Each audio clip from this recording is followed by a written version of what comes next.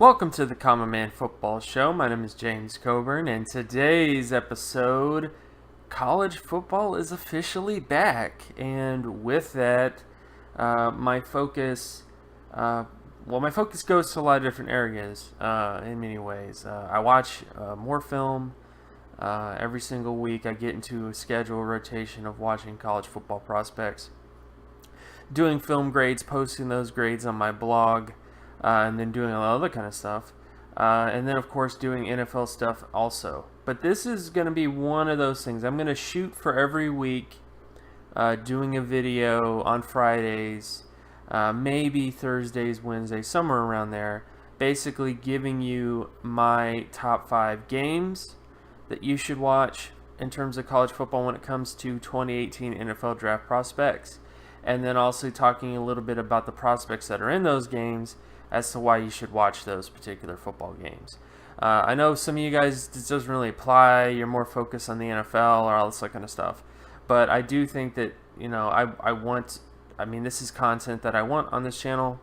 I want you guys to at least watch some college football games because, a ton of you guys tell me I need to watch the tape. And I do watch the tape, and then you guys aren't watching the tape. So I guess what I'm trying to say is hopefully this can encourage you to check out some of those games.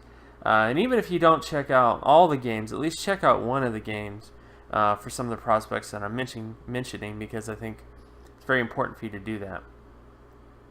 So starting with the kickoff weekend. So it's not specifically week 1 100%. It's more so about the weekend, what's going to happen on Saturday in terms of the kickoff games on Saturday. And there's 5 games of note in particular, and some of these games aren't the best, but there are some games that I think you absolutely should watch. If you can't watch all the games, you should watch these games, and that's basically how I'm going to do this list and how I'm going to do the rankings is listed in order of the games that you absolutely have to watch versus the games that you don't necessarily have to watch, but I would suggest you do watch for these particular prospects in those games. So starting at number 5, we have Stanford versus Rice. Now, I'm not going to lie to you guys. Rice is not very good of a program when it comes to college football prospects this year. Specifically guys coming in this year, because they definitely have had a couple guys here or there in the past, but this year in particular, there's not a ton of players. So this is really Stanford focused in terms of this matchup.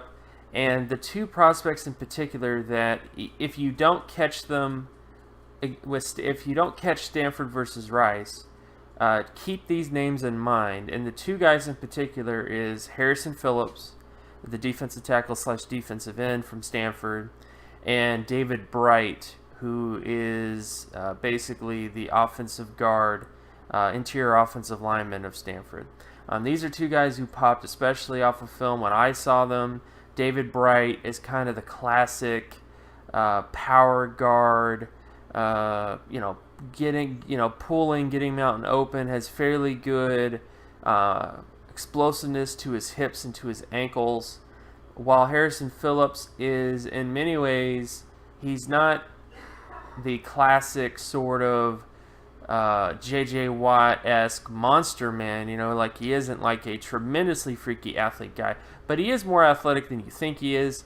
He plays with pretty good leverage, pretty good power, and I think as a 3-4 defensive end, I think he could do a lot of damage in terms of what he could do in the future. Justin Smith is probably not the best comparison for him, in terms of what he could potentially be at the next level, but he does have a lot of Justin Smith-like qualities or Anthony Zettel-like qualities to him that I think you might like. So again, if you do check out Stanford versus Rice, I would suggest you check out those 2 prospects. Then the next team, we have BYU versus Portland State.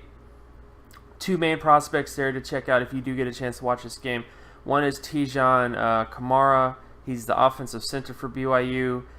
He is shorter than most people like their centers to be. However, he's a pretty athletic guy, pretty fast, pretty powerful, and I think he's a guy to keep track of as the season goes on at BYU at this point. Again, this is previewing this game, so there might be prospects who emerge after this game, but we'll see. And then the last guy at the BYU Portland State game is Chris Cisse, he's at cornerback for Portland State. Everybody was on the Xavier Coleman bandwagon when he was in the draft this last year in terms of prospects that got a lot of hype from Portland State. But I think Chris Cisse has a lot of potential to be that next corner there to emerge. He's a former Oregon Duck who transferred to Portland State, started about 9 games last year for them, and performed almost as well as Coleman. So I'm really excited to see where he goes in terms of his play this year, because I think in many ways he has a lot of potential to be one of the better cornerbacks from the lower level division based on his play from last year. Then we get to the third game. The third game, basically the top 3 game from this weekend, is South Florida versus San Jose State. The top 3 prospects from that game that I think you should check out. One is Quentin Flowers. He's in many ways what some people call a poor man's Lamar Jackson, but I think he's better. I think he's better as a passer. I think he's better when it comes to making decisions from the pocket, and I think he's better when it comes to his completion percentage. And on top of that, if you look at his statistics, and I'll just throw his statistics up right here, he's been one of the better quarterbacks in his conference over the last 2 seasons. And I think the biggest thing I think he needs to improve upon is just his completion percentage, which he's shown the ability to improve. But if he keeps improving in that area and keeps improving in terms of his touchdown to interception ratio, I think this is a quarterback that could have some legit hype going forward, because he is a very good passer. And in my opinion, he's a better passer than Lamar Jackson when it comes to just accuracy and consistency when it comes to accuracy. And then another prospect at South Florida I think you should check out is Dietrich Nichols at cornerback. He's another guy that has pretty good overall production from last year. Needs to bump up his solo tackle data a bit, because when I was doing his data, he had about a 33-ish solo tackle market share production mark, which is below average. But he did have above average when it comes to pass deflection. Compared to, I think he was about a 77 pass deflection market share score. So he's just a guy that I think if he improves a bit in terms of his solo tackle data, basically tackling more often, coming downhill more often, and making plays more often downhill, I think he's a guy that could get some more notoriety. And based on film, he looks pretty much the part, and I really want to see what he looks like in terms of size if you put on any more mass on him this year. I think that's the biggest thing with him. And then the last player to check out is the only player from San Jose State that coming into the year has enough stuff to suggest you should check him out, and that's Adam Chicheri at cornerback. He's number 21 for them. He's another guy that's like Nichols, has some similar issues in terms of their data profiles, in terms of not having very high solo tackle market share, but did have very good pass deflection market share. So I would definitely check out Chicheri and just to kind of see where he goes from there in terms of the future with him. And again, that's if you watch San Jose State this year, which you may not. I mean, Chicheri to me is a guy that probably, best case scenario, gets invited to like the NFLPA game and stuff like that. Not exactly a guy that's going to be like a high-end draft prospect, but it is somebody who fits into that day 3 priority free agent sort of range. The second game, so this is number 2. The second game I would suggest you check out this week is Hawaii versus UMass. Not so much because of UMass, but because of Hawaii. Hawaii was a very underrated team last year when it came to prospects. They had a very good offensive line. They performed very well against Michigan. I mean, they did lose the game, but on an individual player basis, they held up pretty well against Michigan in terms of certain players on their team, in terms of how they performed. And I think this year's no different. I think the number 1 prospect at Hawaii that I definitely suggest you check out is Dijon Allen, the offensive tackle that's there. If you go to the Michigan game, he performed exceptionally well against players who were drafted first round to day 2 level NFL athletes, and he pretty much shut those guys down in terms of what Michigan was able to do last year. So definitely see Dijon Allen. Next guy up for them as well is Jelani Tavai at linebacker. He's another guy who's pretty much everywhere, performed pretty decent against Michigan as well, didn't look out of place. Trayvon Henderson at safety is another. He's kind of a long, lanky, strong safety type. I do want him to get a little bit bigger in terms of size profile for a strong safety, but he is someone who can hit. He is someone who can make plays, and every time I've seen him, he's a pretty solid, strong safety overall. So I suggest you check out Trayvon Henderson. And then the last prospect in Hawaii I definitely think you should check out is St. Justi Dialsimi, who is basically that classic bodybuilder back type of back. So he has that kind of Michael Pittman, really well-developed upper body, chest and arms kind of type of back with kind of thick lower body as well. So he's a pretty impressive running back when it comes to aesthetics at the position. So I just wanted to throw him out there because I know there's some fans of that kind of physique, and he definitely has that. Not the best player imaginable, and I do think that he has the potential to be a better player this year. But he definitely is someone I think you should check out just because of his physique and his aesthetics. Because I do know a lot of NFL teams are really into that type of look when it comes to running backs. And then the player at UMass is pretty obvious if you're familiar with UMass at all. It's Adam Brenneman at tight end. He's one of the guys coming into this year that some people have as their top tight end prospect. Some people have him as a top 5 tight end prospect. And I definitely do believe he deserves to be in the discussion as a top 5 tight end.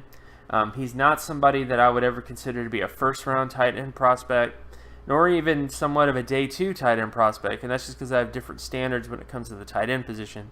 However, he is a productive player. He does have that kind of classic tight end sort of look to him, being kind of long and lean, kind of look to him. Had some pretty tough games, and not tough in terms of bad, but just really tough games where he showed a lot of toughness against SEC competition last year. And I think he's a guy that will be seen as a top 5 tight end in this draft class, or somewhere in that sort of range, unless other people kind of emerge. But he's a pretty solid overall tight end, and I definitely think you should check him out. And then the last game to get to, this is a game that you should watch. This is mandatory watch, guys. So I understand that people are busy. I understand that people have more important things to do. But this is that one game where even if you are a lazy person who doesn't watch college football games, that doesn't watch college football prospects, or barely watches them at all, or just watches Draft Breakdown or whatever, and they really want other people to inform them, I would still suggest you watch this game. If none others, you should watch at least one game this weekend, and that one game is Oregon State versus Colorado State. It has the most amount of prospects that are truly interesting in every aspect of both these teams. They have 2 prospects, many prospects in particular I think you should check out. And these prospects include Ryan Nall, the running back at not Colorado State, but Oregon State. Truly impressive running back. Reminds me a ton of Mike Allstott in terms of his build, his size, how he wins. He's a powerful back. He's fairly flexible as well for his size. The only thing that will really ding him is just his speed. He doesn't look like he's a guy that's going to run 4.5 or 4.4 or any of that. He might end up at the combine and run 4.7, to be honest. But he is someone that shows a lot of power, shows a lot of flexibility, and is just a fun player to watch in terms of his ability to get out in space and kind of run people over. So if you're a fan of big, physical, tightly packed type of running backs, I definitely think you should check out Ryan Nall. Jordan Villeman at wide receiver. He's a guy who has some of those Devin Funchess-like sort of qualities to him.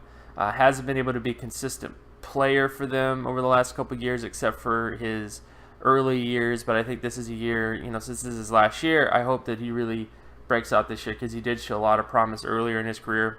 Then we also have a pass rusher there in Bright Ogwogbu, and I probably said that wrong. I'm sorry if I did.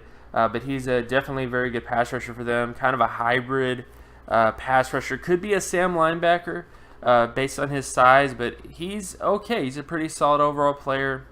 And he's very Porter Gustin-ish as well. So if you're looking for a prospect to get on the cheap that is similar to Porter Gustin in terms of what he brings to the table as an athlete and everything else, I think Bright is your guy in terms of Oregon State. And then the last prospect at Oregon State I definitely think you need to watch is Xavier Crawford at cornerback, who is one of the more productive cornerbacks there. And overall, last year he did look a little all over the place from a mental standpoint, but I do think he's someone that I hope to see if he improves. If he improves from a football intelligence standpoint, I think there's a lot of promise with him in the future for Crawford. And then the last couple prospects at Colorado State specifically, mandatory prospect you have to watch in this game is Michael Gallup, the wide receiver for Colorado State. He was by far the most productive wide receiver out of all of the draft-eligible wide receivers coming into this year from college football in terms of his market share production. He's someone who runs good routes. He has a lot of intensity when he runs his routes. He has very good hands, shows very good body control. And again, he's not someone that I would ever really consider to be a first-round pick or anything else like that. But I do think as a day 2, day 3 kind of prospect, I think he could bring a lot of value to a team as a number 2 or complementary wide receiver in the future, because he does a lot of things exceptionally well. He just doesn't have a ton of amazing physical gifts. That's the only sort of thing that he doesn't have, except for his flexibility and those other sort of traits. So he's very like Nate Burleson in terms of him as a prospect, but I'm a big fan of him just because of his intensity and how he plays the game. I think he brings a lot of good things to the table when it comes to that. And then the last prospect that you must watch at Colorado State as well is Zach Golditch at offensive tackle. Now this is a guy who has an incredible story off the field. He was a survivor of the Aurora shooting, basically, and he survived that, went on to play college football, and ends up being the starter at Colorado State. So it's a very uplifting, very inspirational, motivational story with a guy like him, who witnessed a very tragic event and was able to turn himself into a very good offensive tackle at the college football level. But more than that, he's a very, very fluid mover in space, has pretty decent hip flexibility, pretty decent leverage, and overall he's just a very explosive, fluid offensive tackle prospect that I think may get some more notoriety, may get some more people talking about him in the future, because I just think he has a lot of just natural ability, natural traits, natural size, frame, everything else like that just kind of says that this is a guy that could potentially be a starting right tackle or even a left tackle in the NFL, depending on what his athleticism traits say. But he's someone I definitely think you should check out as well in terms of Golditch at offensive tackle. And and for the most part, this isn't the best line of talent ever to kick off college football, but these are definitely players that I think you should check out. And again, if you can't watch all the games, if you're not that type of fanatic, if you're not that big of an NFL draft evaluator, then again, watch the Oregon State versus Colorado State game, because I think there are a lot of really quality prospects there that I think will have pretty big impact when it comes to day 2, day 3. I think a lot of those guys will come to some teams, and some of them may even become NFL starters. Especially guys like Gallup, Golditch, Nall, even. Like, there's a lot of guys there that I think have a lot of potential to be NFL starters in terms of that particular game and the competitiveness of that game. So again, my name is James Coburn. You can find my work at draftcoburn.wordpress.com. You can also follow me on Twitter at Geometrics. And if you like this content and you want more content like this, be sure to leave a like and subscribe. Share this video as well with anybody that you know, and I'll talk to you guys in the next video. Peace.